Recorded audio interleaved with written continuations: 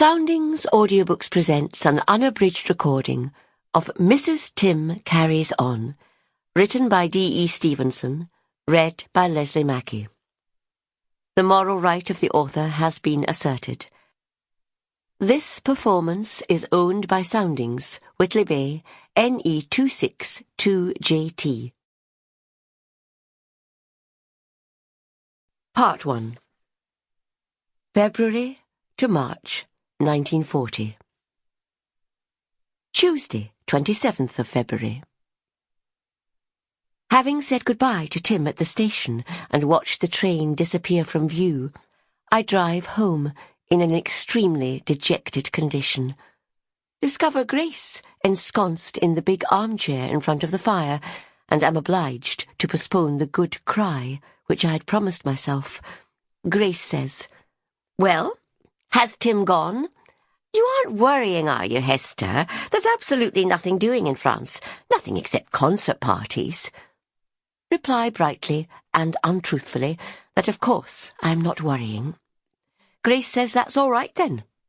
She was afraid I might be, and Jack said she was to tell me that he knows where the 1st Battalion is, and it's miles away from the front, and that, as a matter of fact, Tim will be much safer there than he would be at home.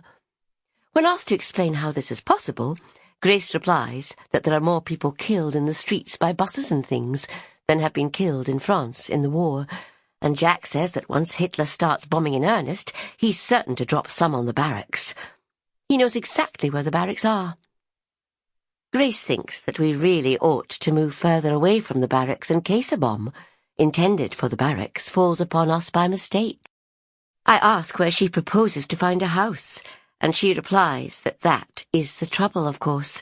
Donford is simply crammed with people who have no reason to be here, so the people who are obliged to be here cannot find houses to suit them. She adds that she wishes she and Jack could find a house in the country, so that they could keep a dog for Ian, and perhaps a pony, but she sees no prospect of it at present. I point out that it will be some time before Ian can enjoy a pony, and Grace admits that this is true.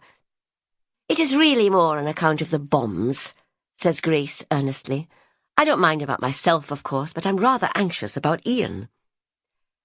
As Ian is not yet born, but is due to make his appearance shortly, I feel bound to play the part of comforter, and I assure Grace that it is common knowledge that the anti-aircraft defences of Donford are most efficient.